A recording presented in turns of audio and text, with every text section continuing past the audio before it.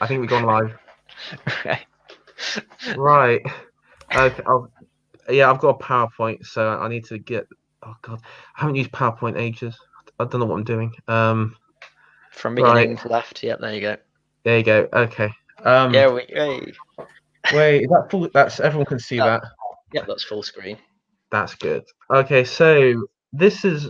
I mean, I've had enough of talking about real life politics. So I'm reverting back to video games, everyone.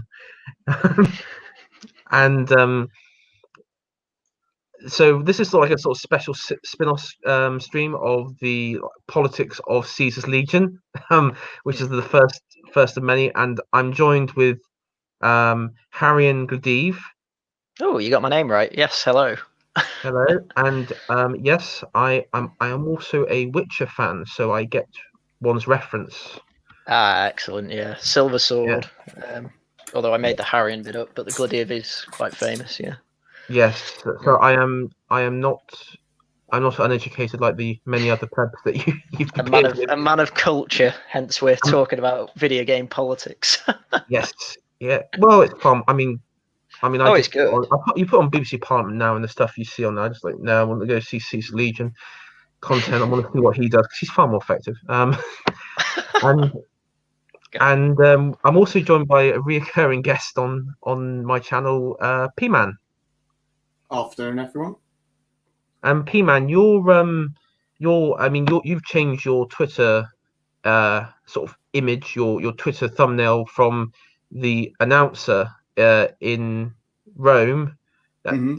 HBO series, to was it in is it Volpe Invictiva or Invetica or Volpes and Victors, I believe. Yeah.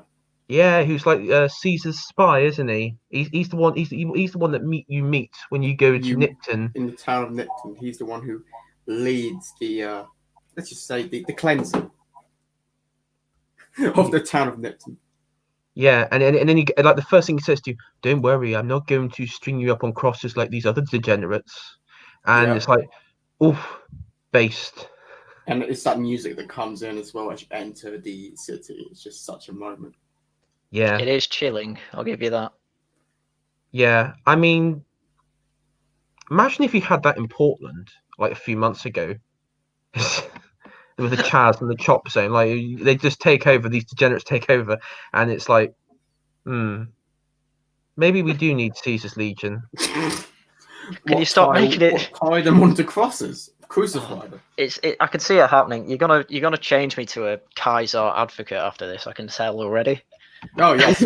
See, it's been like 3 minutes in, and already we're just like, oh, maybe time the crosses. He's like, yes. Thanks Yeah, coming yeah. out. It's like, yes.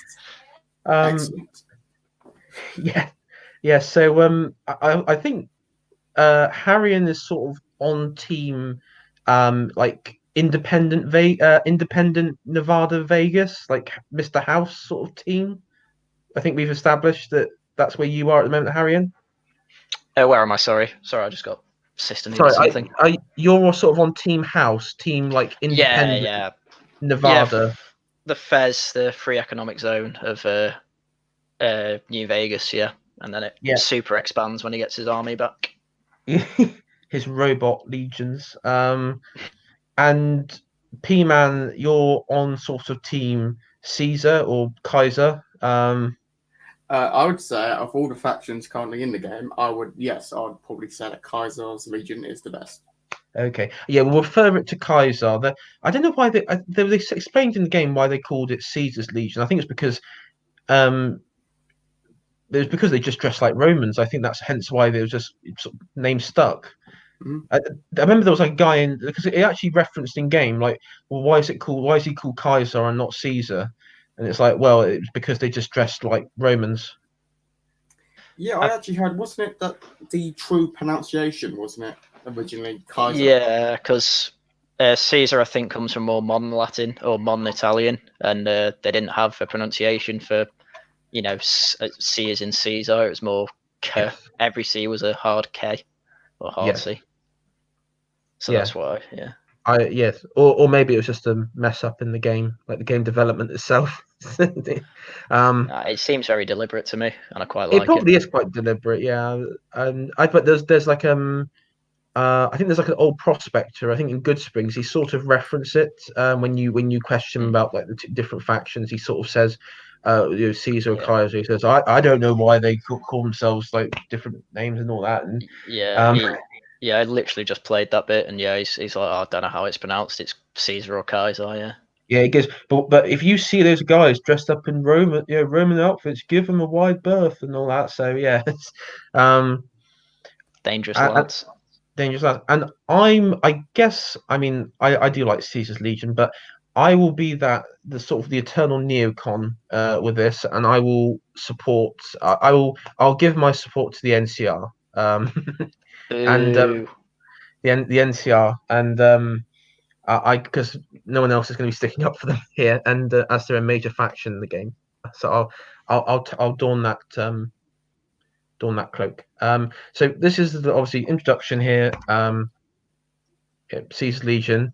And the next one I think is we've got the map here of Fallout America. This is the most in-depth one I could find. And I mean, on the west coast here you can sort of see the two superpowers, I guess. New California Republic, Caesar's Legion, and then right in the middle you got New Vegas in orange there. So, and you got Brotherhood of Steel more to the Midwest as well. They have an outpost in New Vegas. So Yeah, quite an interesting area, really. Yeah, I mean the Brotherhood of Steel. They sort of, I mean, they again. This is the thing. Go back to like the first games. They predominantly populated California, and it was because their military base, because it was based on. It's called. I cannot remember. It's called like um, Malarapas or something like military base. And literally, I think the whole Brotherhood originated in California. This is before the NCR or Caesar's Legion ever even existed. You're talking like the first Fallout game. And I mean, over gradual time, they were forced out because they had like wars with the NCR, and then they were forced eastwards, and that's how you have like the various chapters, like in Midwest and Chicago and the Capital Wastelands in Fallout 3, which is quite interesting. But there's not too much mentioned about the relationship between Caesar's Legion and the Brotherhood of Steel that I can remember. I don't know if you guys remember anything in particular. And the Caesar and the Brotherhood of Steel. Yeah, the relationship. The relationship between Brotherhood of Steel and Caesar's Legion. Well, I mean, Caesar does say, or Kaiser, as I should call it, says that he just he kind of sees them as pointless and goalless, and he references the fact that they've been going for 200 years at this point, and they've done nothing, and they're a bunch of hoarders. Hoarding on tech. Yeah, he doesn't like the fact they use technology either, or worship it even. That's because this Kaiser's Legion thinks that basically technology is what made people weak.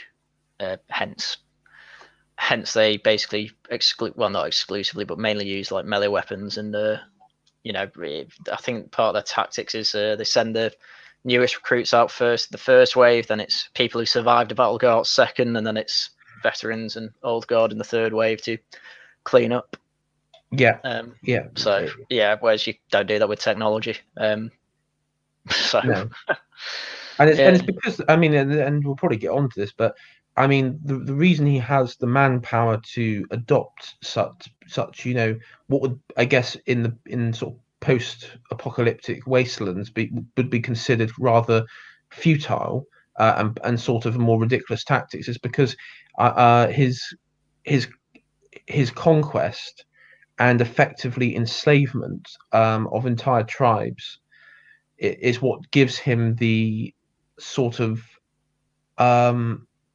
like fear factor, because they had like the first tribe that he came into contact with, so I think it was like the Blackfoots or something, and he sort of taught them how to use like maintain weapons and military hardware so that they could take on a rival tribe that was constantly harassing them. And he then ordered that rival tribe, okay, wipe it out, just kill every person there.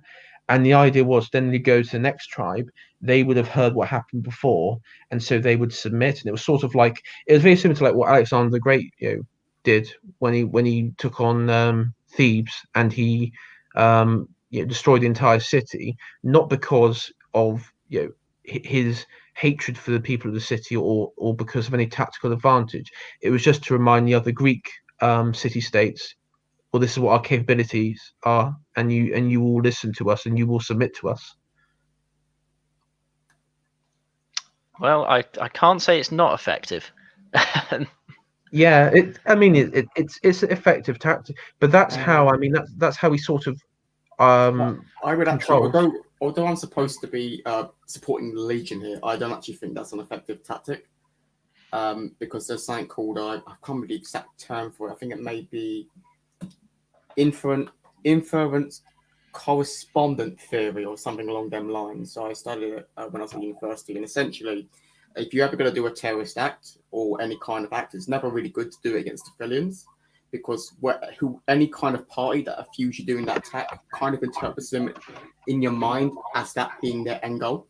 So if you are to attack random civilians for a greater political aim, as Caesar's Legion was to obviously expand his tribe, people aren't going to interpret you as doing that act to expand your tribe. They're going to interpret that mentally as that's your end goal of just killing civilians. So although I am backing Caesar's Legion here, I do not actually think that's an effective tactic.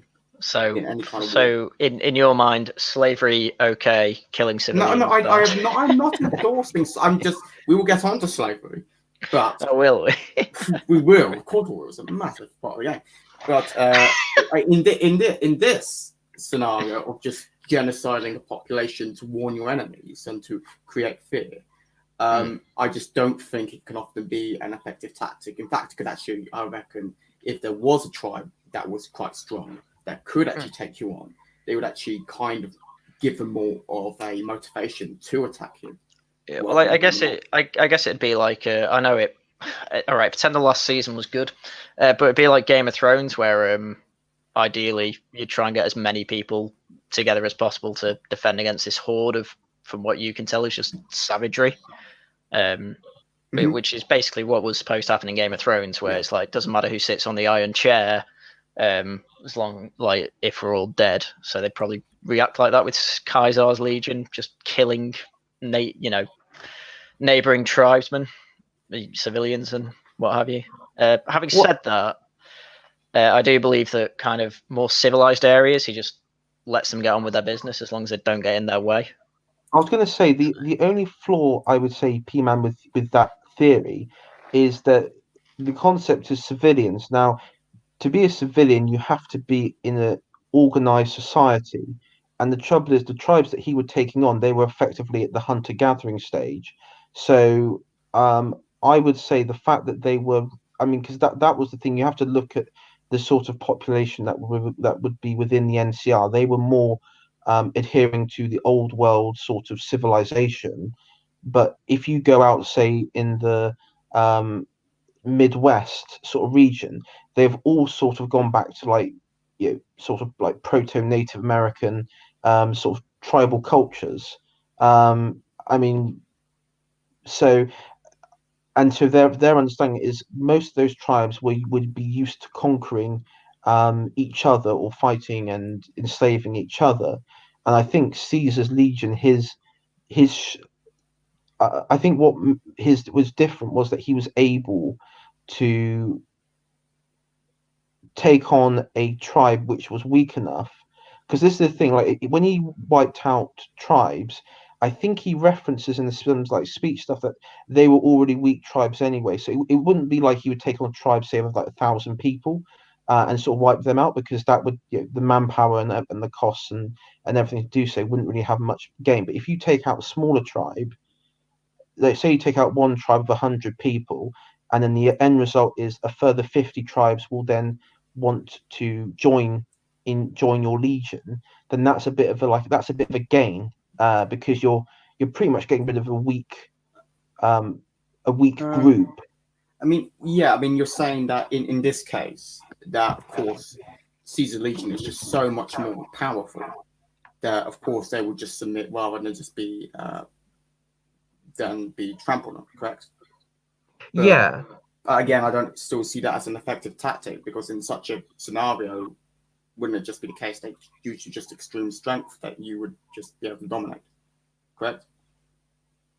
Yeah, I mean, you have to also look what he did to the enslaved tribes, because the only way that you would have resistance is if the culture itself remains permanent. It's like it sort of remains in place, and we know that all the previous tribes, the culture is completely stricken from the Legion's book, and I think even mentioning tribes like the Blackfoots or anything like that carries like the death penalty. Like you would be either thrown off into the canyon, or you'd be on a cross even if you mention it.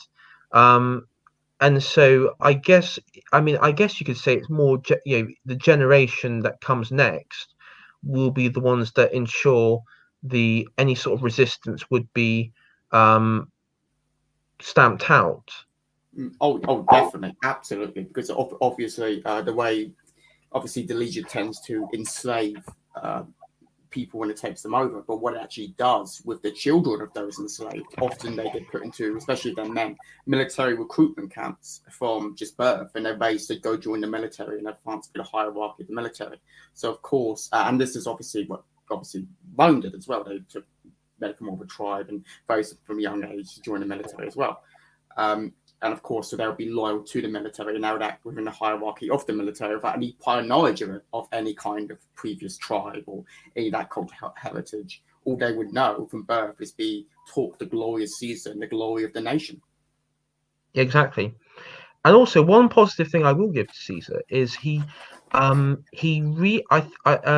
with Flagstaff, which is the capital of Arizona, he, according to law, or what I can find to be close to canon law on this, is he did repopulate and rebuild in some regards Flagstaff, though the problem was that he says it was never the sort of his Rome envisioned. It couldn't be sort of a marvelous wonder that he wanted it to be, because of course he was basing his entire look off Julius Caesar. And you also had another thing is Salt Lake City in Utah, which was also part of the Legion's territory. Again, according to the law, was the Legion's like training ground, which it wasn't repopulated as such and used, but it was like a training ground for the Legions, like a military base, sort of like a military base, but sort of not, if that makes sense. Mm-hmm. Training of the Legionnaires, he sort of he would train them for urban combat, desert combat, all sorts of scenarios that would face them. Which is probably the reason why they were able to outdo, because I don't think the NCR really had that sort of competency of training. And this is where it's a bit different. The NCR relies on conscription, where people are from one trade and then obviously would be at a certain age forced into the military, like farming and such. But with Caesar's Legion, they're warriors and then they become, farmers or traders in some cases. Mm-hmm. Yeah, absolutely, and it's also true that there's quite a few other reasons why I think Caesar's Legion and then men do so much better than NCR, and of course another one is, of course, they treat Caesar as though he has been sent by Mars. He's the son of Mars, correct? And also, in a way, it's kind of like Jesus, because he's a moralistic person. In that he obviously says he bans drugs, he bans alcohol, he bans prostitution, he bans all these degenerate acts, and he says it as like he's a prophet, correct? Yes. Yeah, I'd argue having a a leader, a dictator, even with a messiah complex, is not ideal in any society. But they believe it, correct? They believe he is a universal moral God, and therefore they believe in his universal moral rules and traditions. Yeah, but I don't think you need. I don't think you need a. You know, I don't think. No, yeah. No. They have these where the NCR troops do not. And therefore, without these universal moral principles, which you combine, because of course the Caesar Legion doesn't allow any other different kinds of religion, but the New California Republic does allow for dissonance and for any type of religion within its borders. You're going to have greater cohesion and a greater few among the Caesar Legion that they are backed by the universe and they are backed by God of Mars. Sure, sure. But that's not the NCR's issue, really. The NCR's issue is mainly just it's too bureaucratic. They're not really having internal struggles when it comes to culture. It's still it is an issue for the NCR. It'll be an issue for any man, because if you do not have that will, and we can see that with the rest today, of the belief that you've got God behind your people, you are going to suffer. You're going to suffer mentally, and you are going to have people that are purely out for themselves, and they're not going to be working for the group. And that's what we just proved soldiers in the New California Republic. Well, they're not going to be thinking in terms of the group. There is absolutely corruption in the New California Republic, but I don't think that's due to not having a Caesar-type dictator. Yeah, to be fair, universal moral religion. To be fair, Pman, the NCR did they abolished certain, because I again, you're looking at the law, they did abolish certain religious groups that would involve like forced evolutionary change, like the VATs, the mutants and such, and sort of human sacrifice. So they were able to set, I guess you could say, a precedent around the sort of New Age, I guess from their perspective, New Age religions. But the problem is, with the NCR, they based themselves obviously on the old United States Republican Constitution, where their freedom of religion was interpreted of what the founding fathers' freedom of religions would be. And also, and again, this is my pro NCR counterpoint coming in. There was, I don't know if you guys remember, but there was a centurion who was captured by the NCR, who appears in, I think it's Camp McCarran. That's it, Camp McCarran. And if I guess you go down the path of the pro NCR sort of faction, you get to interrogate him and everything. And I think with the right speech check, you can basically get him to blurt out saying, well, why would I kill myself for a megalomaniac tyrant who is who is out of touch and is suffering from all these headaches and such. So and that's from a centurion. So you do see elements of dissent. Yeah, of course it is, because I mean, let's be honest.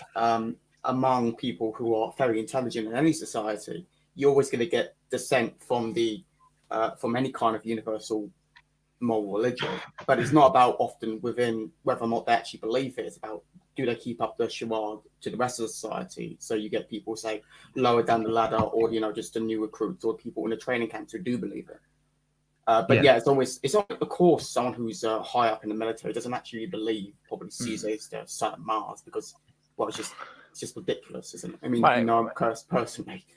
I think my main problem with this though is that it's the same way that communists try and say that communist societies, like, it's giving all the same excuses there. It's like, oh, like, at least they're all cohesive, at least it's all for equality, at least it's all for this one thing that the dictator wants. It just doesn't fly with me. Caesar doesn't, I don't think, care about equality. No, I know. I'm saying that's if you were a communist, you were doing that. But obviously, a Kaiser, they'd be saying, "Oh, Kaiser's a great warrior. He's, they'd be singing his praise in a different way." I was acting as a communist there. I'm saying it's the same principle, though. You just the dictator or the people, I guess, in the communist case. There is, of course, principles between in that kind of view. Of course, these communists also have this idea of the great leader. But I don't actually think even communists kind of view them as directly as like a son of God or something along them lines. But yeah, I do get your point, of course. I think there's more depth to Caesar's Legion than there would be to any communist movement, because when you think about the communists, they sort of worship the state, and that's about it. I mean, there's nothing else that really goes on beyond that. But Caesar, I mean, to be fair, I mean, as you said, he constructs like the mythology of Mars and how he's the son of Mars and everything, and then of course you have like you have the Legion itself, you have the various ranks and battalions. And so there's sort of like always that competitiveness within the Legion to move up, yeah, to move up, and also and also there's a big sort of there's a massive, and I think we need more of this actually in society. There's a massive shaming culture in the Legion, which is actually quite good for society, because I mean, it's like there's this really good speech check in the game where you can go across like on a boat to the fort, and you can do like I have like it's like I have like asthma or breathing problem or something, and then like the guy just says, why the hell would Caesar choose such a weak inferior human like you? And it's like fucking hell. And the Legionnaires are basically like that. There's like any sign of weakness that's like they'll absolutely confront you on it and shame you. See, but I'd say Mr. House is pretty similar, but he does it. Whereas Caesar's Legion does it based on strength, and endurance, whatever. Mr. House does it purely on intelligence and wisdom and things like that. Because he's very dismissive of Caesar's Legion, and he just calls the NCR basically a bunch of retards.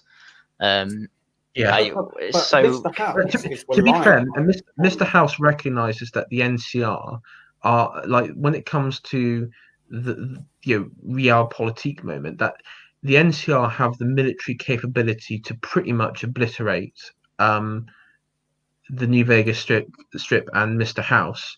Hence why he has to sign over that treaty where basically the NCR and him share the strip, like on policing and administration and such, and he has to allow NCR soldiers freely to come and go and everything. Because of course with the strip there's like a passport system where to enter it you have to contribute like 2,000 caps or something. Well, they just check if you've actually got money to spend. Yeah. That's all. Which is fair enough. It's fair enough. Because again, it keeps standard of living.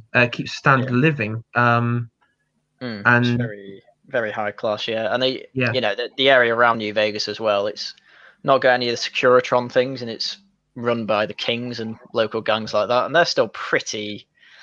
There's some hierarchy there. There's more order than the rest of the wasteland anyway. And also you've got like NCR settlers moving into those like districts, which is causes problems for those local hierarchies, because I mean they end up saying got all these NCRs that they're moving in, and the NCR like they actually do it deliberately, I guess, to sort of outpopulate the local population, and to sort of and maybe give more credence like further claims over more land.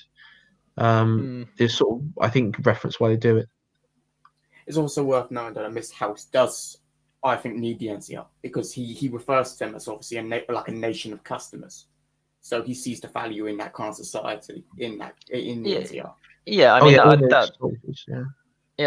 definitely describe Mr. House as he's very good at the political game and understanding the world that he's found himself in, basically. So we can therefore he would allow the NCR to exist. Yes, but he knows that he'll always be stronger than them, because Mr. House will literally he is basically he's got the monopoly basically on the strip. But he's got his plan set out to read. But it's been established. Did he not admit that the NCR could obliterate him? Yeah, that was before he got the Securitron 2.0 chip. Because after that, that's how because they could obliterate him, and then there were basically two, similar sized armies. And given Mr. House still owns Robco, he can rebuild it anyway. Can make more Securitrons, and then you've got an arms race between them if that ever came about. But I think at that point he'd rather just spend it on a rocket to go to Mars anyway and populate Mars. Mm-hmm. Yeah, do the Elon Musk sort of route. Yeah, exactly. So there is a comparator of Mr. House I'd like to talk about, because it's actually quite important. Obviously, it's the Brotherhood still. He wants the Brotherhood still to be destroyed, correct? And he wants that to happen because he sees them as simply as a competitor that may become an issue later down the line. So his solution to that is just kill all of them. So, but my concern is that if you was to side with Mr. House, how do you know he just won't do that again in the future, but with a much, so not just to happen still in New Vegas, but perhaps with any other faction in the Wasteland, in other areas, because obviously he wants to go to Mars, that he could, do a calculation and conceive as a problem for him. Well, ultimately, he is an uber capitalist. So as long as I guess as long as you don't have any direct threat towards him, mainly militarily, he doesn't really care, because he doesn't really comment too much on Kaiser's Legion, I believe, because they're too far away, and he's got his Curatrons. To be fair, not many people in New Vegas or in the NCR, most people don't even know what Caesar's Legion look like or know anything about them, because as you said, they're so distant, but because they're quite like most tribal societies, they are quite insular, and there's the only trade that the only difference is the Caesar Legion have traders from like the Brahmin traders from Arizona who come across, and they will tell stories of what it's like living in the Legion. But again, most of it's like Chinese whispers when it comes to what Caesar's Legion is really about. I mean, they know that most people that you meet in the Wasteland who reference Caesar's Legion, they just dress up as they say, they dress up like Romans, and I hear they have really bad slavery, and they're really bad with this, and it's like they treat women like this, and so it's obviously most of the knowledge of Caesar's Legion is through like word of mouth than anything else. Yeah. I mean, having quickly read through, Mr. House it's like defensive hostility it's described as, which is why he aids the NCR to defeat Kaiser's Legion at the end of the game, and then turns on them if you've made the right choices. Mr. House's route anyway. So because that's the thing, he's a bit of a backstabber, but it's for the good of humanity. I mean, that ultimately he doesn't act altruistic, but in the end he is thinking about the future of humanity. I mean, that only makes sense after living in a computer for 200 odd years. But did the Brotherhood still do anything to Mr. House for them to warrant Kaiser's Legion? Exterminated? No, the Brotherhood still. The who? Because the Brotherhood is still.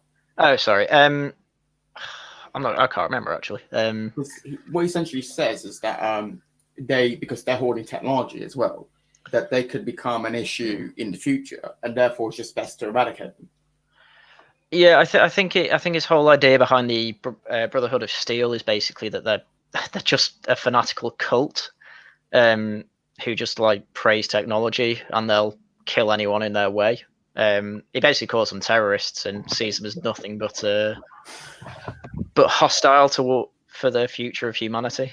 Which, I mean, given the Fallout games I've played, I mean, I know 3 are basically forced to join them, but yeah, they're not that great in all the others I've played. I didn't like them in 4, and yeah, and this one it's well, they're just a really small outpost on this one, so they're not too much of a threat. But obviously, Mr. House wants them rid of because they're less powerful.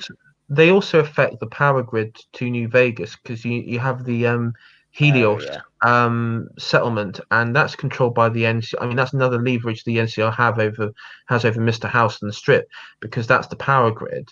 And of course, the Brotherhood attack the NCR there, but the NCR managed to push the Brotherhood back, and so again, Mr. House, maybe his his like tactical decision was that if I do wipe them out, I'm not gonna have any backlash from the NCR when it comes to that.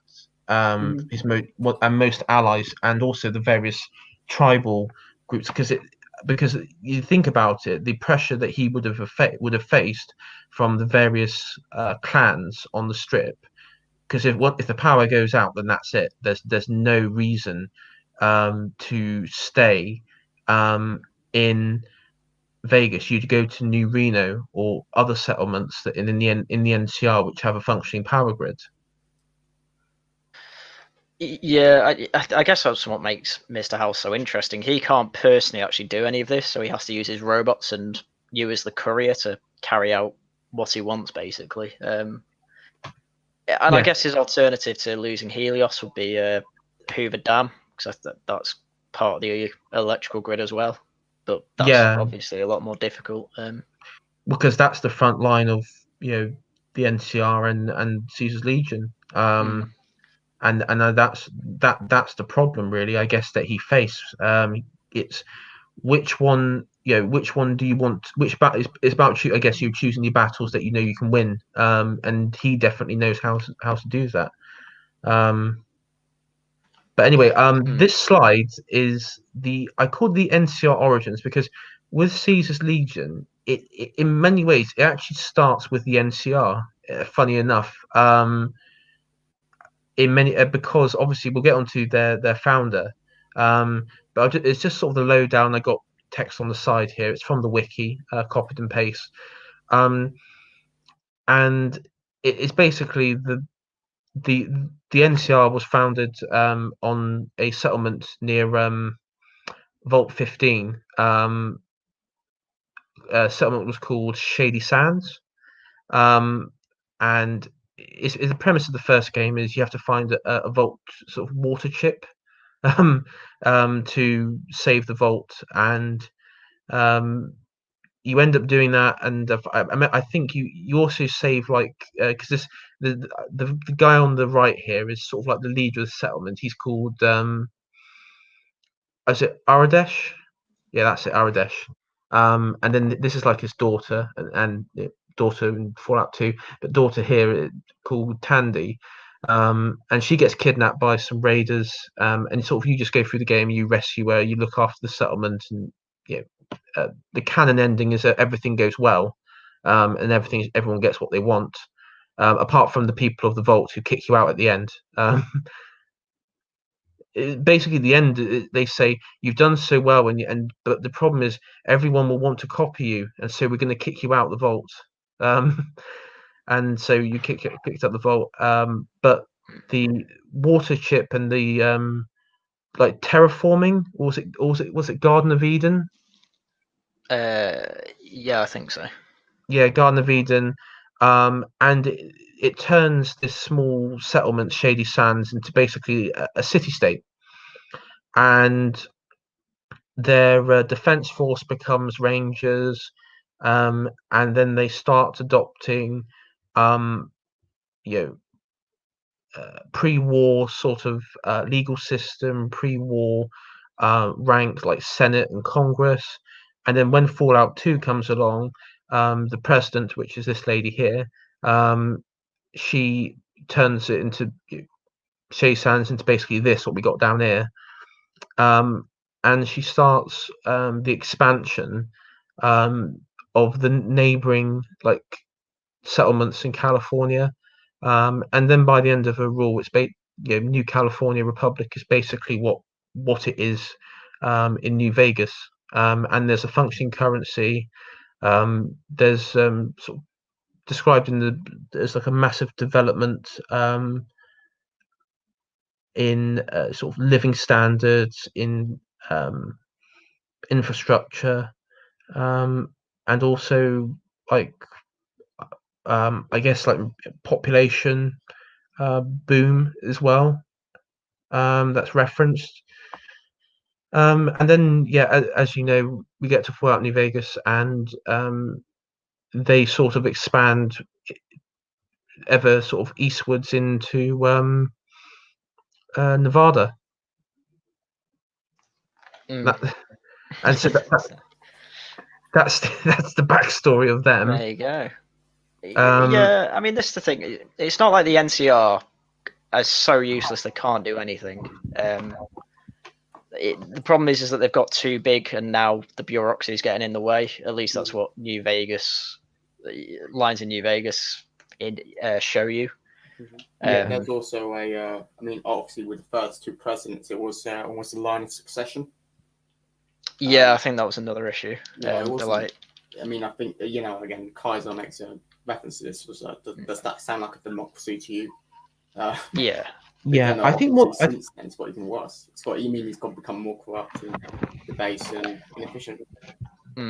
Yeah, I mean, Aradesh, he was a very powerful leader in Fallout 1. And then, of course, his daughter Tandy, the both two founding presidents were both powerful leaders in their own right. And then the problem was you basically have that situation where you have two, very rare situation where you have two very powerful leaders, one who was expansionist, the other one who developed culture and infrastructure and basically improve living standards. And so the third one, which is President Kimball, who is the president of the NCR during the time of New Vegas, is basically a puppet to the Brahmin barons, and sort of multi corporations and such. And he's basically getting the strings are pulled by like wealthy individuals in the NCR. And you even hear a lot of NCR soldiers like referencing and the commanders referencing that. And so,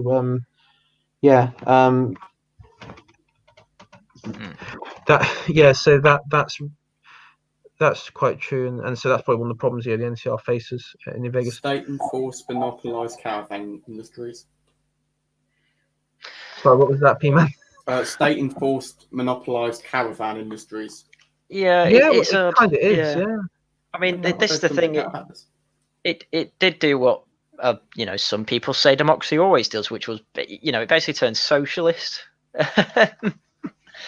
So, I mean, the wiki says it's free market, but then it goes into all the policies that don't make it a free market as well. The NCR, I mean, so that's another issue I have with it. It's just enforced by the state. Yeah, it's absolutely brimmed with corruption. It's like they had anti-cartel laws that just made a monopoly. Yeah, but the interesting thing is they only did that when they stopped being basically a collection of city-states and just started expanding into like countryside effectively.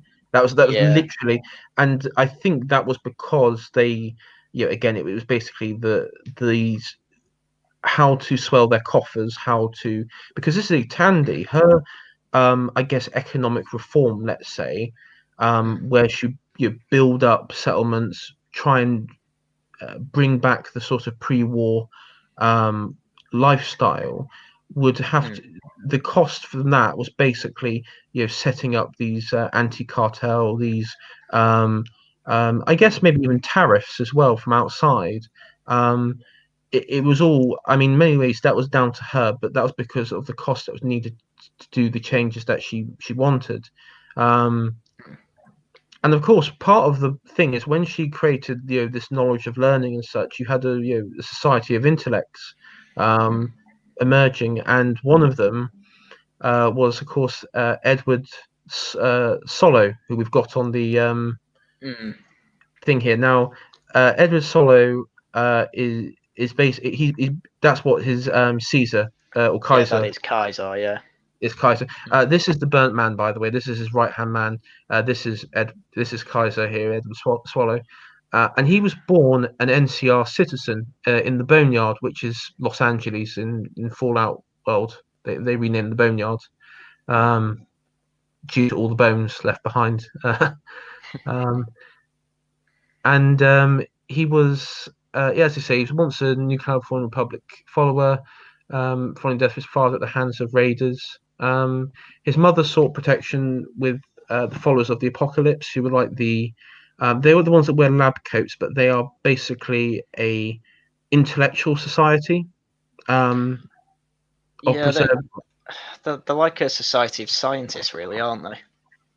Yeah, scientists, historians. I mean, it sort of covers like all the STEM, I guess. Well, that's what I was going for. Yeah, because aren't they the ones that can stop people being super mutants? Or they have that mansion, don't they? Or is that all the? Oh no, I'm sorry, I'm getting mixed up on that, aren't I? They have a settlement in Freeside, though. I know that. Yeah, they have the old Mormon fort in Freeside, and they basically, I mean, what they're doing is they do like humanity work in Vegas. They sort of do like helping the sick, and they sort of like try and be intermediaries between like various factions and such. And they work within the NCR, but they were sort of born from within the NCR. And yeah, and of course he was Edward Sallow was brought up around them, and then he was he sort of learned sort of various languages and the classics, and then of course he was sent out to the Grand Canyon to do like a expedition, find historical content, stuff of the old world. That sort of what they usually do. And he was accompanied with a physician called Bill Calhoun, who I believe is one of the three. I couldn't find an image on him because he's not really he's only mentioned. He doesn't appear in the games at all, so I couldn't find any sort of reference to him directly. And also, of course, the Burnt Man, whose name I've actually Joshua Graham. That's it, Joshua Graham. And they basically go out to the Grand Canyon, and on the way, Caesar or Edward, he finds a book containing Julius Caesar's commentary on his sort of invasion of Gaul, and he, you know, as he says, he rigorously reads it for 2 weeks, and it inspires him to, from what he sees around, like these unorganized tribes who are, basically in his eyes children, and that the fact that he can sort of uplift them, sort of like a divine mission in many ways that he sees himself. I mean, obviously he does portray himself as a divine, as we established earlier. Yeah, he does, and then the trouble is, I mean, he was joined by this Joshua Graham, who was a Mormon. That's interesting because the Mormons survive the apocalypse, which is funny. They survive it quite well, and he's a Mormon missionary, and he's with them on this expedition. And then they're captured by the Blackfoot tribe and held for ransom. And the sort of, the justice is basically Edward and the three men see how the tribe are, sort of how they sort of operate, and the fact that they've got a rivalry with another tribe. And Edward sort of goes, "Listen, I'll teach you how to, handle weapons, maintain them, and everything, and discipline and structure and all that sort of stuff." What he read from the Julius Caesar's commentary on Gaul. And of course, they managed to defeat the rival tribe, and he successfully becomes effectively their leader. Which the fact that they delivered such a victory, they make him his leader, and then the physician decides to leave them and goes back westward, I believe, and so it's only him and Joshua Graham. And then Joshua Graham sort of like renounces his old title and becomes the first legate, who's like the right hand man of Caesar. Because like in New Vegas, you have what's it Gladius? Gladius, yeah, that's it. Yeah, he is. Was it the Malpace legate? That's what Joshua Graham was called? Yeah. He was, and he was, meant to be he was meant to be elected basically like a general in the field, like the general to lead the troops, and then as we mentioned before, they went on to conquer more tribes, and then other tribes would submit after he obliterated and enslaved entire tribes, and it sort of continued until he reached the stage of the control, that he controlled Arizona, large parts of Utah. And then the interesting thing is, message got back to the followers in the Boneyard they found out that this new legion, which, because at that point rumors were starting to spread across westward and eastwards and all over of this new nation that was forming, and it became apparent that this was Edward Sallow, who had taken up the title Kaiser, and that this Mormon missionary, Joshua Graham, was the legate, and so you hear it referenced that the followers become quite guilty because they think to themselves that they pretty much cultivated and created this intellect who was then thrown into a lesser tribal society, who basically managed to create his own Roman Empire, a very brutal Roman Empire, which was a massive threat that they appeared. So they were quite guilty, and there's actually several conversations in New Vegas where they reference that.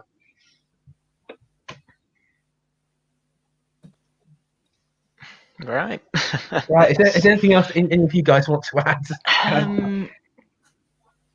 No, I think that goes through it all quite nicely. Though, yeah, you did mention how he became the burned man, didn't you, after losing the battle? Yeah, because of course, I think this is meant. I mean, it's not really. Again, this is not sort of a spoiler, because it's like referenced from the start of the game. Yeah, he loses the first battle of Hoover Dam, where his forces are blown up in Boulder City, and so they, and then Kaiser blames the legate for causing the defeat to not continuing further, and so he set ablaze and then chucked down the Grand Canyon. But obviously, as we know, he survives and makes his way back to Canaan, Utah, and Canaan. Yeah, back to the Mormons, and he sort of becomes more like a platonic figure later on, and sort of renounces his old ways and everything, and I guess he's sort of like the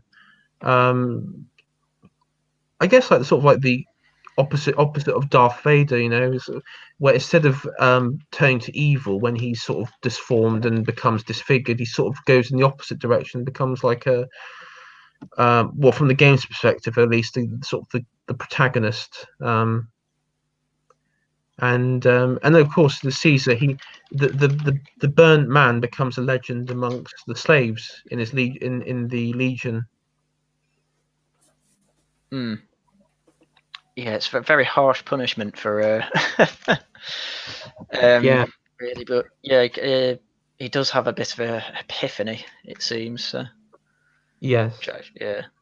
So we get on to the spicy topic now, slavery. So Pman, what's let's have your defense of it within Caesar's Legion. Well, I mean, first of all, I'm not going to defend slavery or say that slavery is good. It's not. But in this case, we need to look at the fact that these were primitive tribespeople who were unable to essentially be civilized human beings. Right? They were, as Caesar said, he had seen them, and they were essentially like children. And of course, so he took them into his empire, often as slaves. Obviously, some were very sadly had shock collars put around their neck, and if they tried to escape, their heads would explode. But if they were to submit, they would, of course, be allowed to live and to serve. But let's be honest, the quality of their lives wasn't exactly good or glorious, and it's most likely that their lives would have been short, brutal, nasty, and short anyway.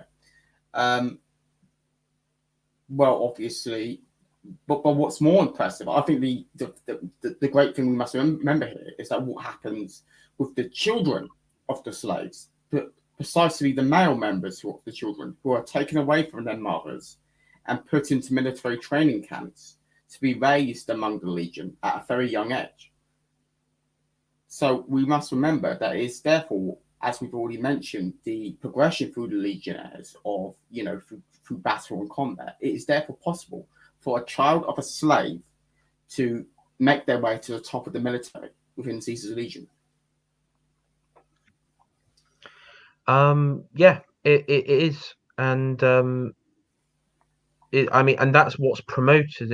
It's basically, I mean, Caesar Legion, when it comes to their military thing, it's to be the best you can be. But the problem is, obviously, to improve, one makes mistakes, and the problem with Caesar Legion is if you make a mistake, you either end up being chucked down the Grand Canyon, or you end up being nailed to the cross. And the problem is you do lose experienced officers. I would think you must lose. Go through a lot of experience, like Praetorians or Centurions.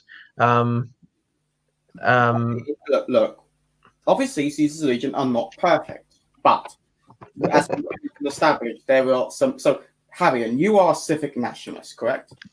Yes. You speak great about the importance of a civic cultural identity that must be promoted. This is what Peter does. He, of course, is the ultimate civic nationalist. There's no ethno-nationalism. He doesn't care if they're black or white. He just enforces his culture and integrates all people into his culture by force. And let's admit it, it's a far better and more purposeful culture than the bandit tribal lifestyles they had before.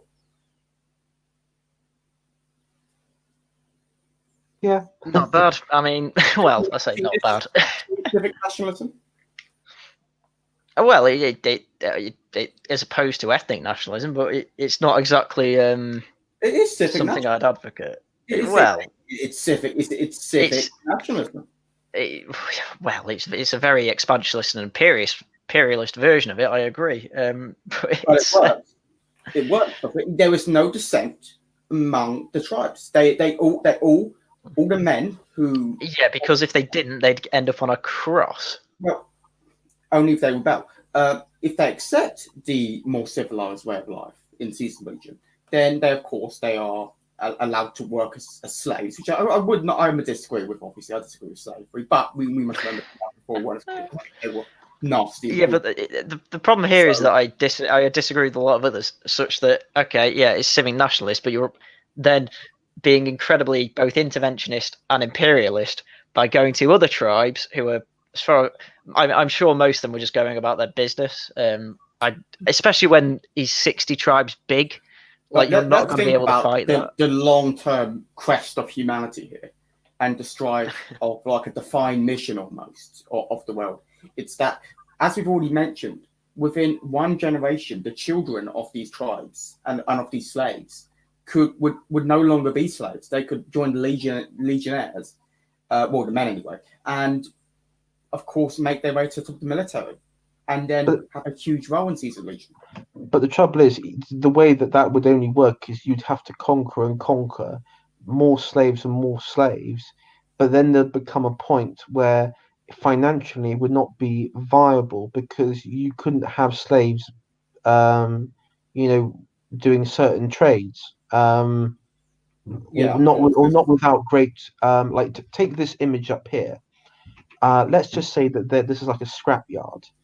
I mean, you got slaves who are doing it obviously for nothing, and I mean, first of all, you got like this Legion guards, for example. I mean, it's sort of like a continuous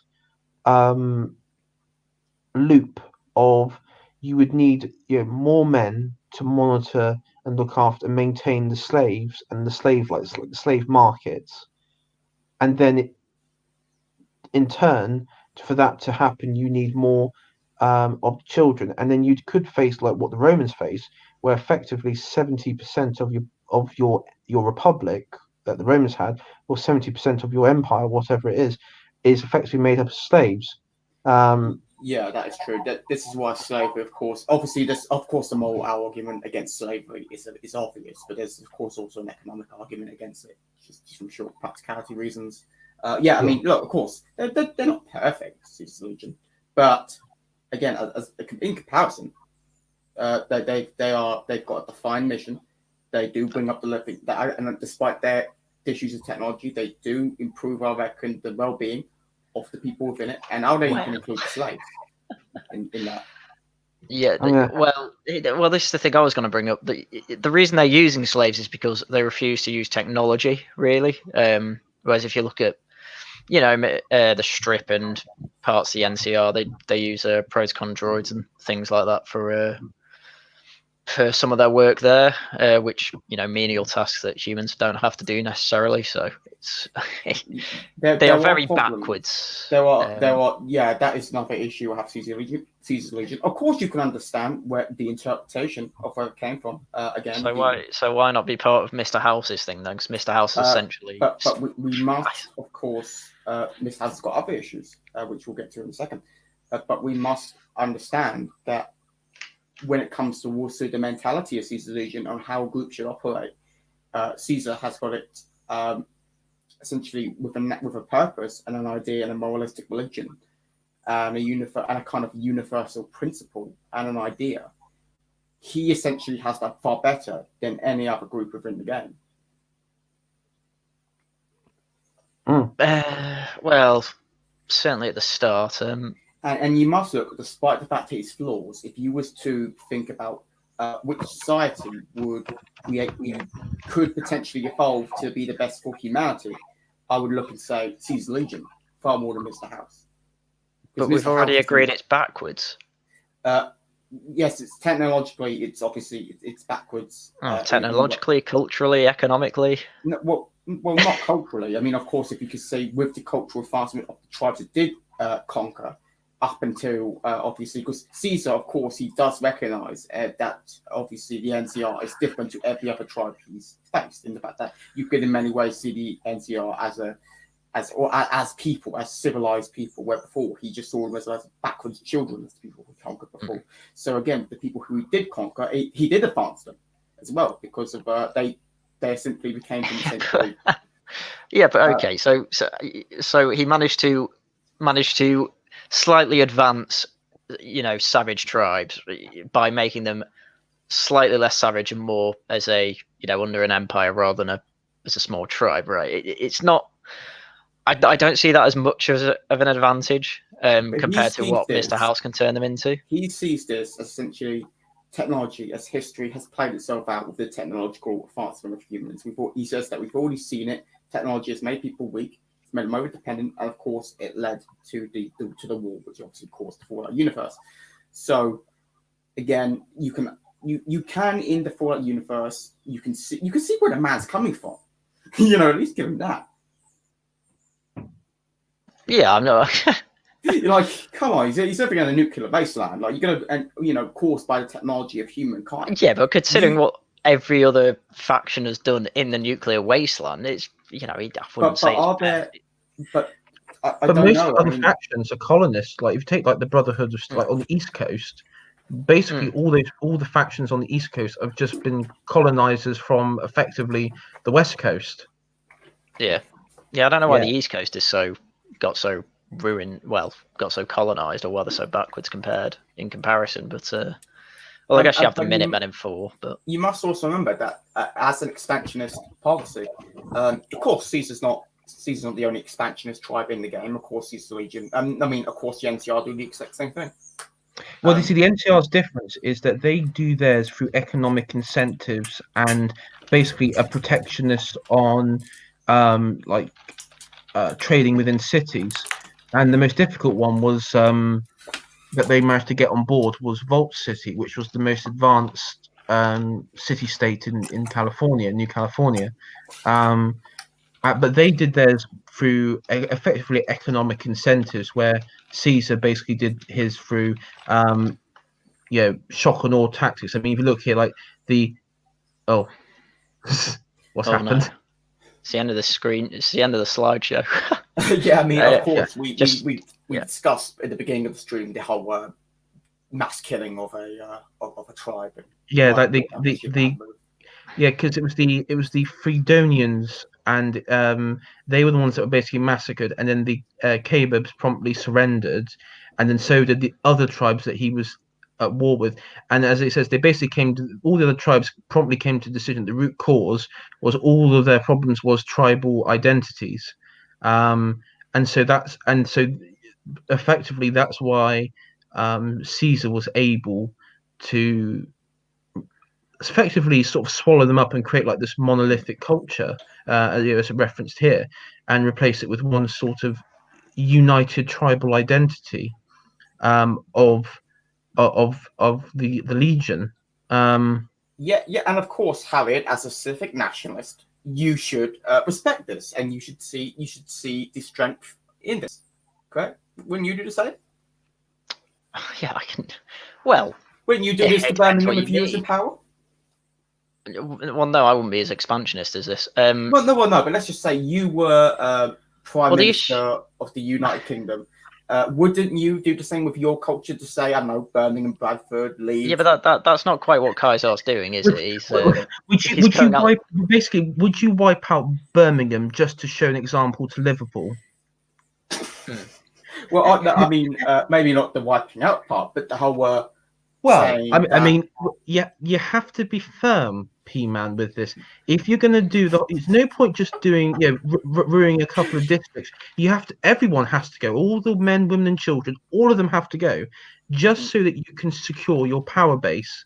I mean, as I've already mentioned, I don't see genocide, and as a source, obviously there's more reasons against genocide, but I also don't think it's an effective tactic either. Well, I mean, it was effective for Caesar. I mean, because like all the other tribes surrendered because they thought, "Oh fucking hell, this guy's a mad lad. I can't. We're not going to take on this guy." Okay, so, but in terms of the idea of establishing a central unifying culture for a nation, that's of course something as a civic nationalist you would support, wouldn't it be, Harry? Well,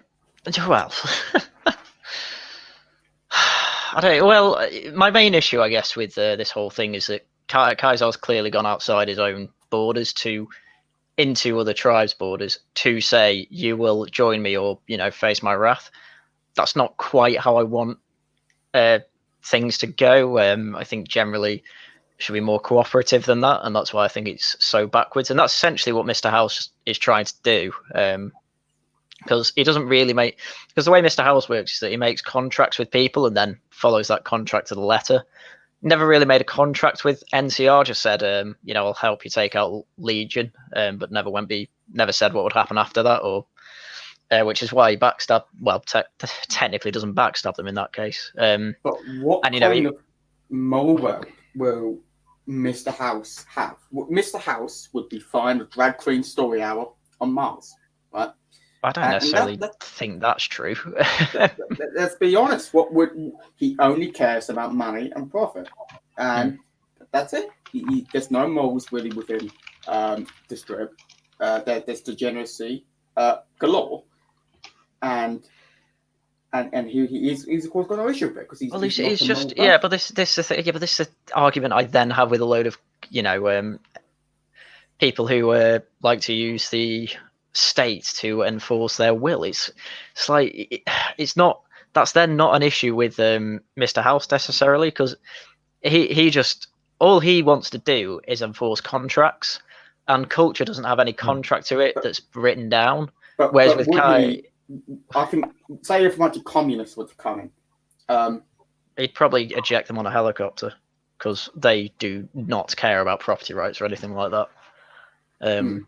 He'd probably he'd either do it in advance, depending how many of them there are, or if someone starts like stealing, he'd probably get a Securitron on them and use the Mark II rockets because they deserve it. So the Mark II rockets to kill the Marxists, though. It's quite fitting. Yeah, exactly. It's based, but I don't know because it's the main issue. Go on. I was going to say this is my pro NCR point here, and this is where you're both sort of missing maybe another point, which I've just probably come to realize, is that long-term wise, I mean, take like the strip. Mr. House is the sort of what encapsulates the strip in New Vegas, and Caesar is Kaiser is the one who encapsulate the very concept of the Legion.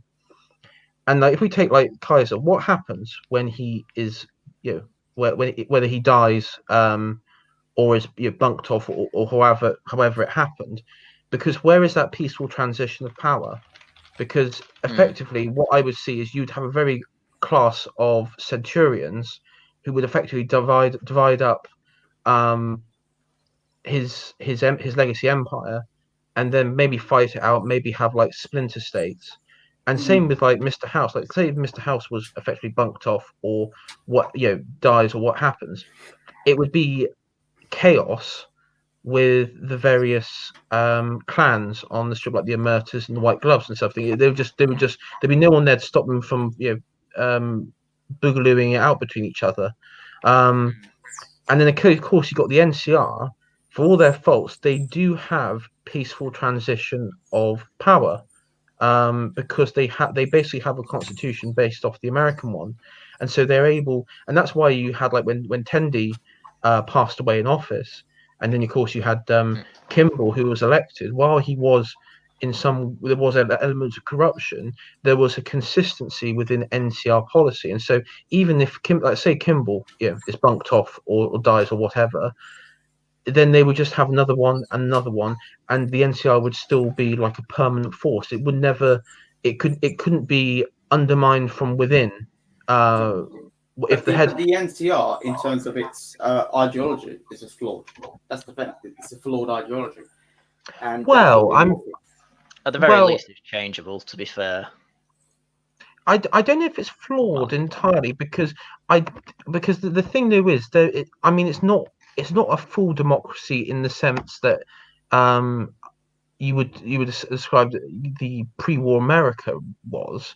There are elements of, like, first of all, like I think, like, I don't know about what their law is like on, like, first amendment, like gun rights and such. I mean, bear in mind it's like Fallout Worlds. I imagine everyone has a gun. No, they do, because you've got the caravan, not the caravans. You've got the gun runners or something like that. Not the gun runners. What's the other one? The one with the robot outside. Yeah.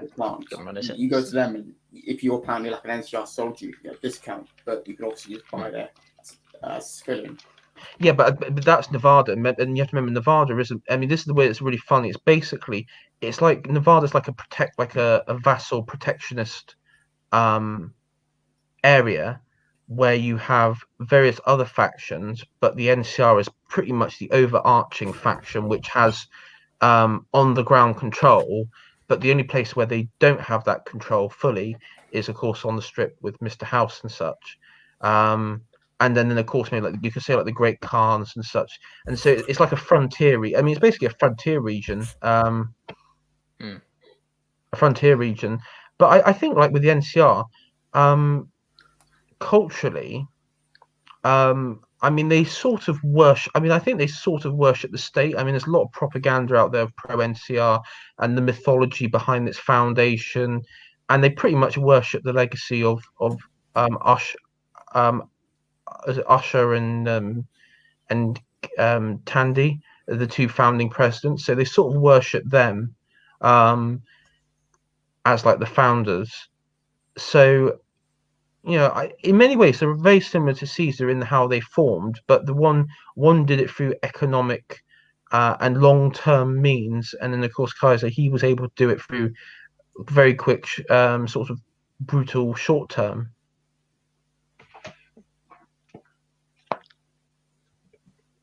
Yeah. I mean, this was an issue I had before, saying before. It's like Kaiser's legion is just massively expanded. How can he ensure that all 87 tribes under his rule don't dissent? It wouldn't be the tribes, though, descending. It would be the legionnaires, the regional governors that he set up, effectively, or the regional centurions, or whatever. Because I don't think they would revert back to their tribal status, because, as we established, the generation that came after were forcibly indoctrinated to the monolithic culture of this like proto-Roman society that Caesar created. I think it would be more along the lines of which regional governor or which regional power base controls which land, and it would I think when Caesar would die, it would be between the group of centurions. But then again, you got the legate as well, who would be maybe like the power broker. But the thing there is, the centurions would would they? There would be some that would revolt against the legate and try their luck to try and seize power. But maybe that's why the legate is so. The legate has to be the toughest guy in the room, because he's sort of like a deterrent against revolts. Because of course, in the game, he's the hardest. He's like a boss battle near enough in the game. Because I can see this going the way that what happened after Muhammad died, because Muhammad was a living prophet. Kaiser's a living prophet. What happens when your prophet dies? War. Internal war. So yeah, Pman, you're right. You have your civic nationalism now. What happens when the thing that's holding that together goes? You met Sunni and Shiite. But one's still bigger than the other. One's still about 80% of Islam, and one's like 20%. So yeah, it's like you still have pretty much most of it. You know what? You're right. It's going to make a Muslim caliphate in the middle of America. No, it's going to be no Mars caliphate. Son of Mars. Well, then you'd have things like, you would have people debating, well, the legate should be the rightful successor to Kaiser's son. It's like, no, Vinipus Lynchius, the Praetorian Guard, should be the rightful successor. And then so you have a split between who is the rightful Mars successor. But isn't this actually just more? Because maybe how do you not just one side just dominate and win? Scientists. No. How do you know that one side won't just dominate and win? Well, they might. But they might not. They know each other's tactics. Pman, they know each other's tactics. I mean, that's the problem with civil wars and why they're so slow. It's because they know the armies, because they'll be split. They know each other's tactics. The element that the Caesar Legion play off is their tactics of fear and fear on the battlefield, and that's what they're very good at. And the problem is, it wouldn't work internally because they can't really out-fear each other, because they understand each other. They basically both, they're all unafraid. They don't have any fear of dying. There's another problem as well. Think about the way the army actually works. Your first wave has to be a load of new slaves. How do you get new slaves? You expand. What happens when they stop expanding? When they're in the civil war, they don't get new slaves in their first wave. So not only that, they're going to break down their army. So you are suggesting the biggest issue. So I mean, obviously, the issue with the sustainability to Caesar's Legion, even to say the short term, and I'm talking about short term, it seems like 70 years, would be the succession. Yes, basically, yeah. Because there's no proper succession plan in place. That's what it looks like, yeah. But not only that, because Muhammad had succession plans. Problem is that when I can't remember how it was, but let's say it was seniority, the oldest son gets it, that makes the other sons jealous. That's why you get civil war, Sunni Shia.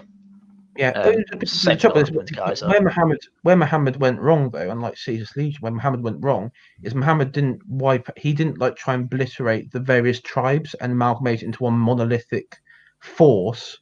The tribes remained there, but they became like a confederation of multiple tribes which were all equal. And so that was why you had various tribal revolts, like straight after his death and everything. And then you had, of course, who would be the rightful Stewart, the Caliph, who's the rightful Caliph, which emerged much later on. But throughout history, we have had countless succession wars and battles, including in Europe, and often they do get resolved, and one side just wins and dominates.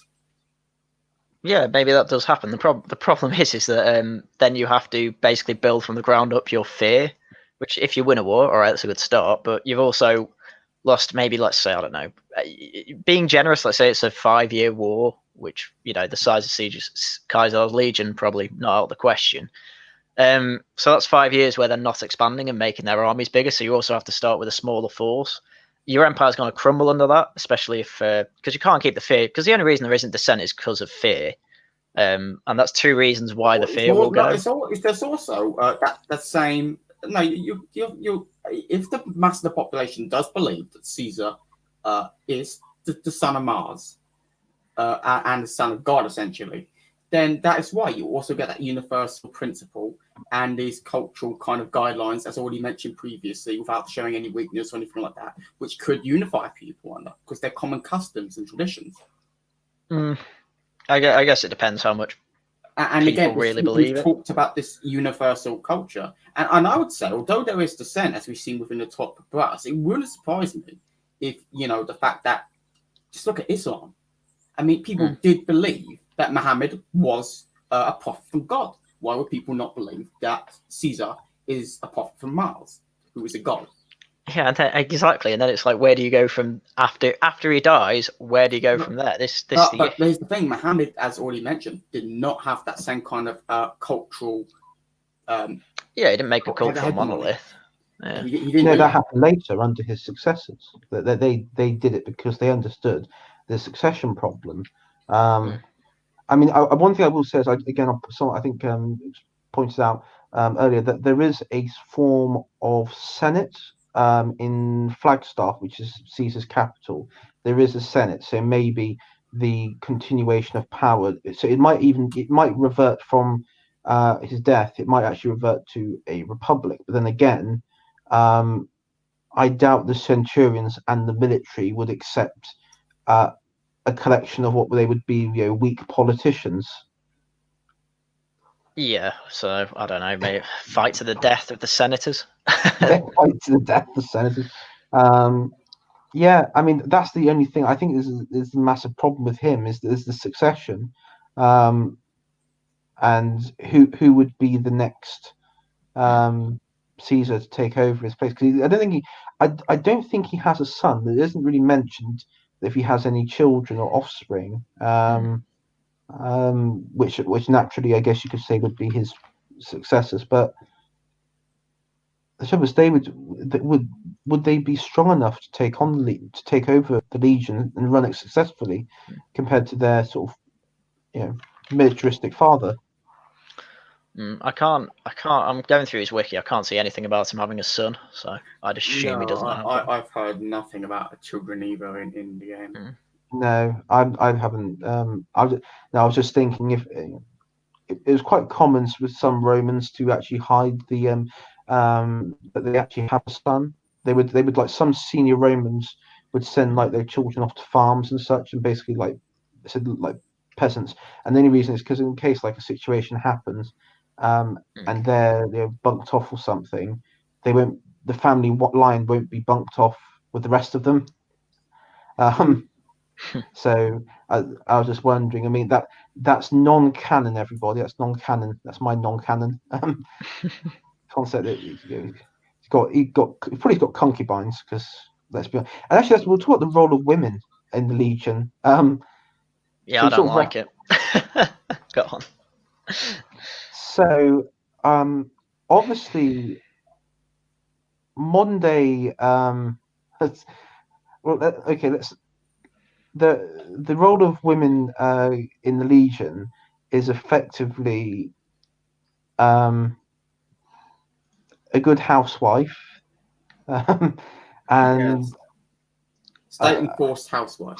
You stay enforced housewife or slave until they become a housewife, and their job is to basically produce the next generation of legionnaire recruits.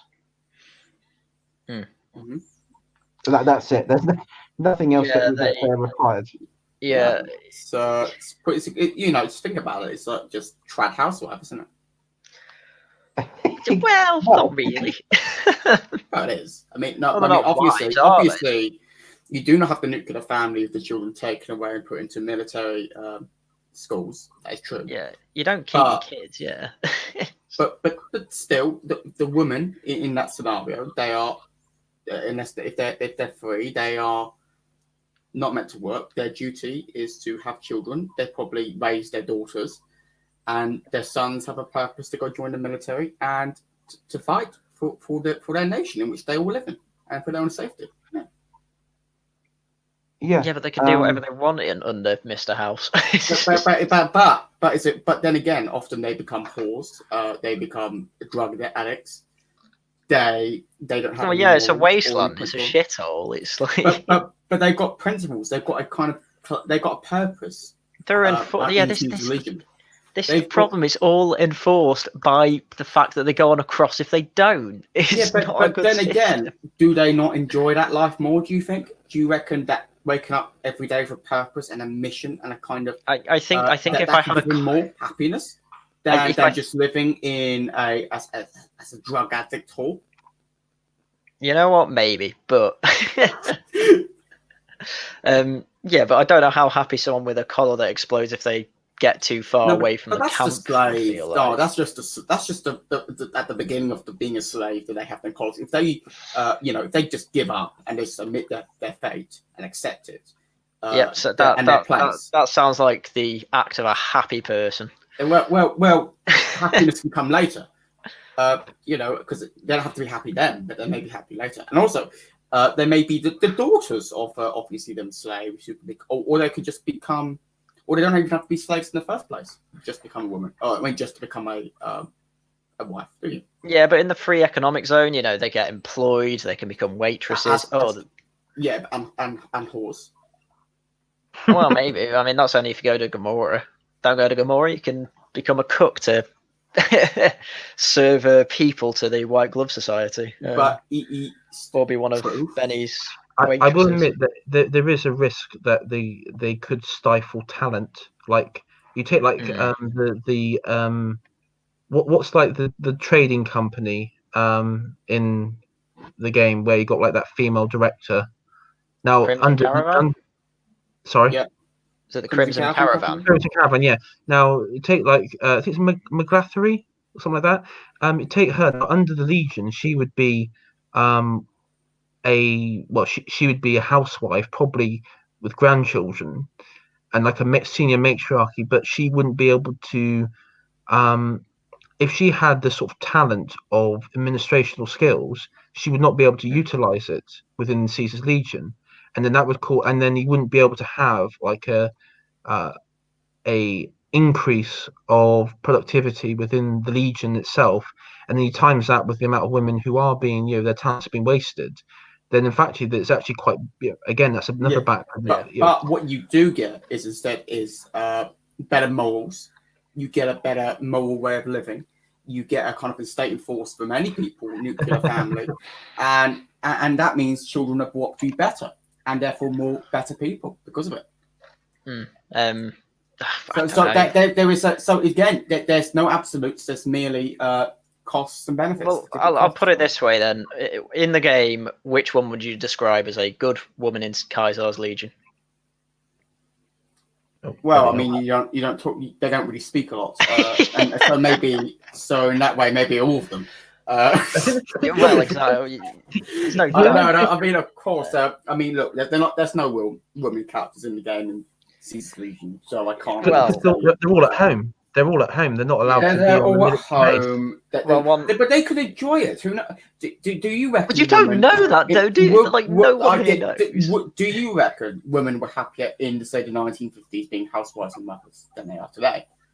Yeah, but that wasn't enforced. That wasn't enforced by Legion, though, was it? That was like choice. In the Victorian era, there were laws in the UK that said that they could still be business owners. What are you talking about? They could own a state. Legal rights. Are you saying that women in the 50s were exact same place as women in Caesar's? No. I'm going back to Victorian era. Because with the Victorian era, there were laws in place with the force that essentially they could still be business owners, though. It's absolutely not the same. Maybe. It wasn't as absolute, but the kind of trajectory and incentives within the society and within the legal framework was for the men to be the dominant and a household leader. The bad trajectory came after 1960. Like the trajectory was fine in Victorians. No, but that's my point. That's my point. It was a fine trajectory.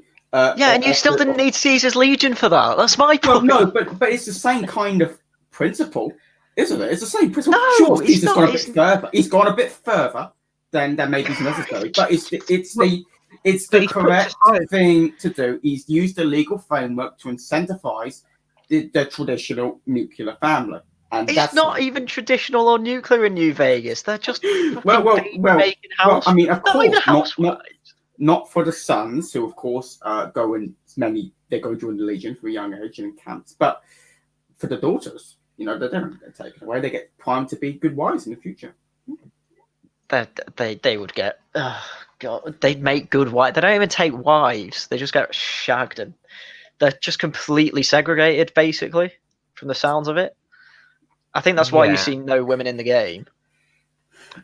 Well, the only women in Caesar's Legion that I think that are in the game, from my computer, are basically the slaves in the camp who basically carry things and then basically say, don't talk to me. I'm not meant to be taught. And then you have basically the slave masters who just whip them if they do anything wrong. Obviously, I disagree with that. But the kind of the plans, the kind of way of thinking, in the instinct, I get the instinct is correct. The execution needs some work, but the instinct, that's what's important. I think trying to say that Caesar's Legion has any resemblance of a nuclear family is a ridiculous claim. Kids get taken away and indoctrinated by the priestesses. Like they're the only two things women can be: baby makers or nuns. Well, okay, mate. So maybe it's not the traditional nuclear family, but still, it's the kind of like it's the man and the woman, isn't it? Well, is it even a family though? Is it even a family? Because how much time does the family actually spend together? Well, none really, because the man's always at war. But still, that would be. Well, there we go. They would probably write letters or. Like the daughters don't have any positive male influence, and the sons don't have any positive motherly influence in their lives. Yeah, look, it needs work. It does. It needs work, but we can kind of see the trajectory here of understanding that the male is the matriarch of the family, and the woman, and of course, as we saw in Victorian era, that the woman should, in a way, just kind of work within the structure of the man and the household. But again, I do reckon execution. There's issues here, but again, that primal instinct is correct. Yeah, but you got to realize that, like, the problems with Caesar's Legion is, the whole thing's backwards. No one's got any freedom whatsoever. Men are forced into one specific version of, military might, whatever they're doing. Women are forced to either be baby maker, housewives, not even housewives, baby making, home. They're not even homemakers though. I don't know how to describe them. Or nuns. Like it's just not a great life.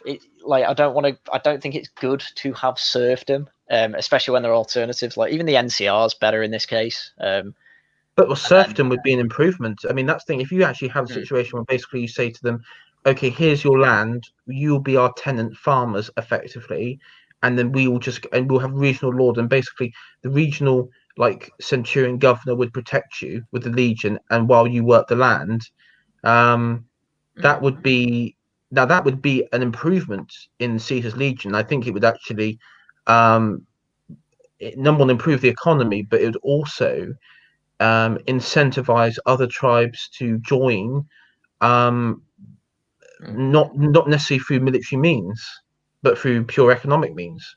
And then it would be a serious contender for the NCR. Yeah, I mean, this is the thing. Like, all it seems that NCR would have to do is assassinate Kaiser, and they'd have a shot because, as we said before, they'd go into this civil war type state, and then the NCR could probably just, I don't even necessarily think they have to expand. They could take Hoover Dam, and then they could probably just improve their internal situation. But the same would apply with Mr. House. Yeah, but Mr. House has basically an army, almost as good as the NCR, protecting one tiny city state, and that's how he stays. Whereas the NCR is trying to cover California, Caesar's Legion, Kaiser's Legion is trying to cover 3 states worth of land. Mr. House literally wants to cover his New Vegas. Now, I have noticed something here is that we have essentially not gone in at all on the NCR, and because and we actually through the stream, although at the beginning backstage was like, oh, the NCRs probably we don't like them. We've now actually kind of establishing that maybe they were the best faction, so we need to kind of dispel that. I think. What, the NCR that the best faction? Well, I mean, I think they were the most organic faction because it wasn't. I mean, if you take Caesar's Legion, his one was planned to the T, but with the NCR, it was sort of by ear. I mean, nothing of it was exactly planned, and the fact that it was multi-generation. It was multi-generation, and it could have. I mean, it could have all dissipated in the second game, really, especially when they went to war with like the Brotherhood of Steel. I mean, it could have just really, gone nowhere, but it didn't, and it just sort of continued. And I think the question is, would the NCR beyond, would they adopt a policy where there would be less interference from monopolies? Because that seems to be the problem, I think, that where people are getting at the moment, is that the corruption, the bureaucratic nightmare, is effectively they've expanded larger than they've been able to cope with, and probably that they expected. But of course, Caesar, his expansion was all planned, so he knew what he was getting at the end of the day. I don't think the NCR did, and they're still trying to cope with that. Because I mean, you hear in New Vegas that they have problems with supply routes into Nevada, and I think that's one of the problems, because they just were unable to cope with the expansion and the administration. It's also worth noting that even in regions of the game which are supposed to be under NCR protection, they've got massive problems with, say, powder gangers, or obviously of different wildlife. Well, of course, if you go into obviously Mr. House's city sectors, he's got these securetrons everywhere. And obviously, Caesar's Legion, there's no even hostile mobs because they've all been wiped out. Yeah, but if you think about the NCR, they have to protect a frontier stretching from effectively Oregon all the way down to Mexico.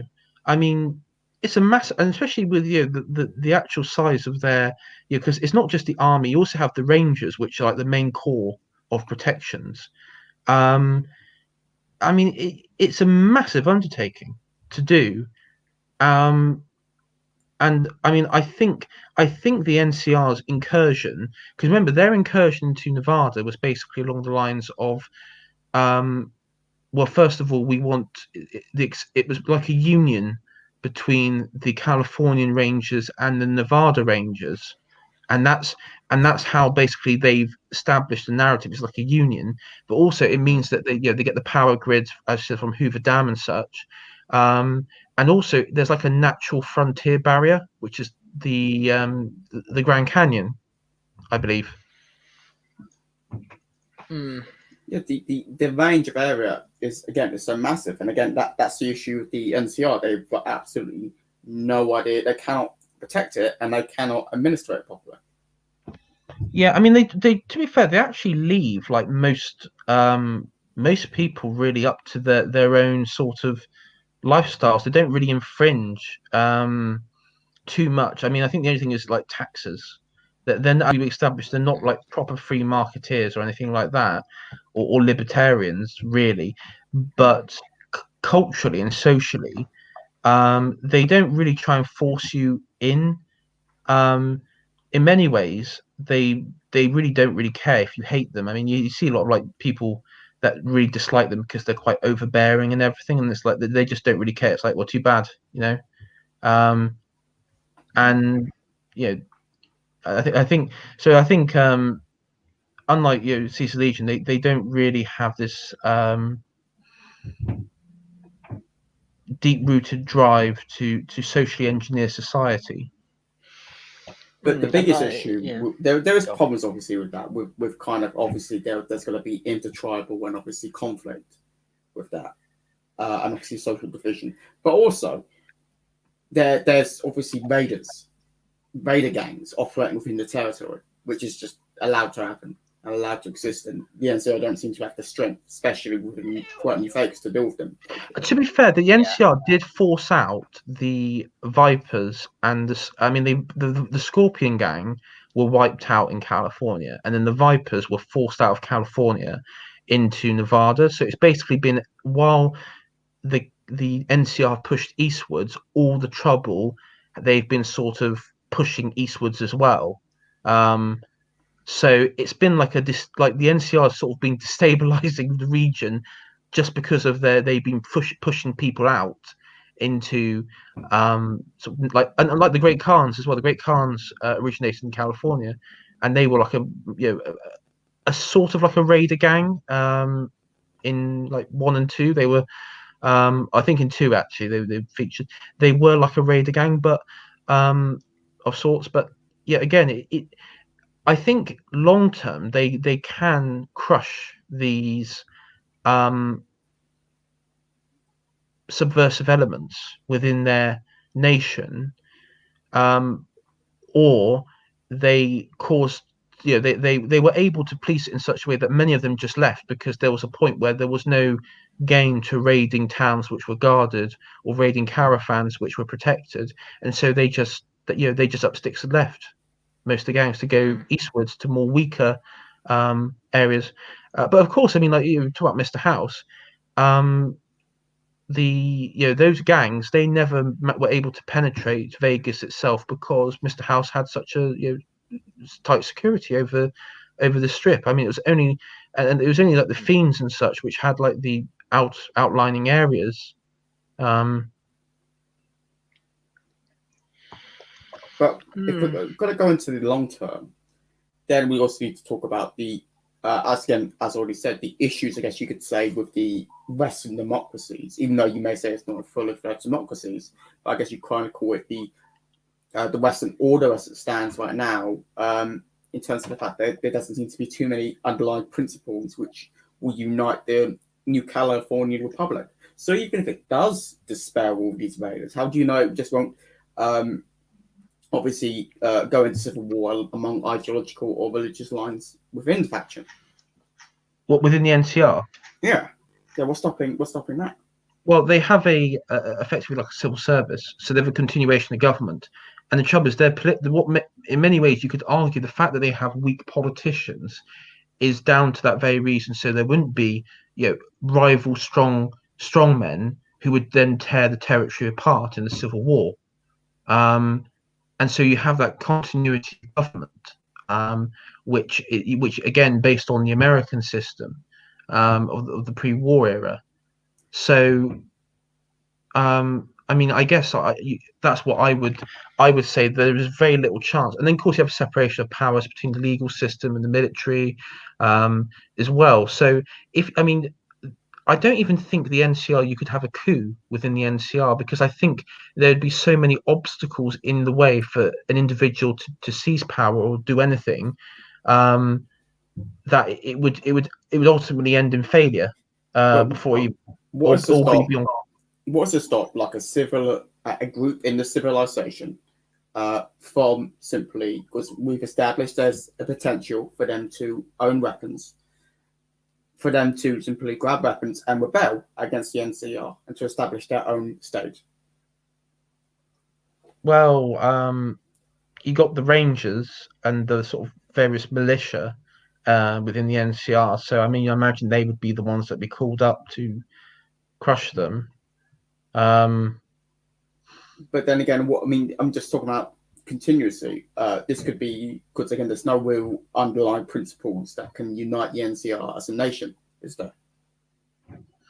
Well, I mean, I think their founding narrative is what unifies them. It's their founding narrative of the Vault Dweller and Tandy and such. Is what unifies them behind the nationhood. But then again, do you reckon that's a convincing narrative? Because there's no real great kind of universal destiny of a nation in that, is there? We were just founded by a Vault Dweller. Well, I think it's about re-establishing the old world order. Really, for them, it's basically making life what it was, in the old era. Mm-hmm. Yeah. Which it's not the worst idea in the world. It was mainly working up until they nuked each other. But this is why I prefer Mr. House. I feel Mr. House gets rid of the problems of the old order while keeping much of it still intact. Supposedly, it was the aliens that caused the nukes. Oh. Well, that's more like Fallout 3 lore, sort of reference there. But yeah, that's what that they sort of think the Zeltrons or whatever launched nukes against from China and America and sort of did it deliberately for whatever reason. I prefer the idea of the Alaskan oil annexing Canada, things like that. Yeah, I do as well. Fallout 3 doesn't exist. Yeah, I mean, New Vegas is Fallout 3 was. I didn't like it originally though as a game. Until much later, I preferred it. I prefer it now though. I guess we compare it to 4. I mean, is there anything else you guys want to add to this? Because I'm sort of, I guess we've sort of gone through the Caesar's Legion bit and gone on to the NCR bit a bit. No, I think that's pretty much everything we have to say on Kaiser's Legion. I mean, I guess we can conclude our thoughts on it. Yeah. So, if Pman, what as of the arch defender of Caesar, what's your defending thoughts from the discussion we've had today? Well, I think I've gone through that. I mean, I believe that the great things that Caesar's done is that he's given essentially a moralistic kind of state and a nation with an ideology and a purpose towards his people. And I was going to point out actually that, of course, if you look for all these factions, you can see glaring flaws in all their logic. And I think that's the brilliance of this game, is that you can really make a good argument and see great things within each of these factions, but also glaring problems and issues. And yeah, and Hayran, I guess your concluding thoughts on Caesar's Legion. Yeah. Well, Pman finished it off well. Yeah, every faction does have its advantages and disadvantages. I think out of the 3 main factions, though, Kaiser's I'd probably say is unifying people, but to really call that an advantage, given the way he does it, I can't see any advantage beyond that. Economically, it's awful. I can't see it helping the human race in the next 40 years, because I reckon they'll have a civil war, and then I think you'll get a poor feedback loops from that, because you'll have exterior wars. You might have tribes because how old is Kaiser's Legion? It can't be more than like 20, 30 years. I mean, maybe like the NCR, it's about over 100 years or something. Yeah. And Caesar's Legion is like 20 years. So it's quite a young superpower. I think it's like the youngest superpower. Like the Brotherhood is like 200 years. Yeah. So, but my point with that is that you're still going to have people alive. It's going to be in living memory with tribes what it was like before Kaiser's Legion, and I can imagine that they'd want to be quite part of the dissent. I just realised we forgot Yes Man. Yes Man. Yeah, but Yes Man's kind of a maverick. It's not really a main faction. I know, yeah. And you basically end up becoming Mr. House in that faction anyway, which I want to be Mr. House anyway. So yeah. I never done the Yes Man. I've done the Mr. House and I had never done Yes Man actually, but yeah, I mean, you got that one. I think with me, Caesar Legion, I think I sort of agree a bit with Hayran economically that there is a problem when it comes to incentives, the fact that the whole society is built on slavery, on the slave culture, and I mean also I think as I said earlier, the succession laws and rules in place, I would say that's one like power problem within Caesar's Legion, that it will not in any way that I can see, if Caesar went, that there would be a peaceful transition of power. It would probably splinter into rival internal factions, which would then probably battle out. But depending on how long that would take, Caesar Legion's opponents might decide, like the NCR, to use that as a time to influence rivals within the opposing territory, or seizing land, or whatever. So yeah, I mean that's where I'm at the moment. I don't think. I think short term they did very well military and everything when it came to unifying the cultures, but I think they have a problem long term. They've sort of grown too fast for really what they were able to handle, like the NCR in many ways. Yeah. Well, I think Pman put it nicely though. Every faction has its advantages and disadvantages. Yeah. I mean, if I can't remember when the game came out, but if it's that many years after the game came out and you can still have conversations about it, I mean, I think that says something about it anyway. I think it's over a decade old then. Yeah, about 2010, I think it came out. Yeah. Right. So thank you all for coming on. Hayran, I believe you're going to be on the next Blob Watch with me and Sargon on Friday. Yep. Evening. I am. Yeah. Yes, we got that on. Pman, I'm going to get you back on the Blob Watch maybe in a couple of weeks, but we'll see how we'll get it, because I haven't really planned to be on this week so far. Been doing it months in advance, and I haven't really planned.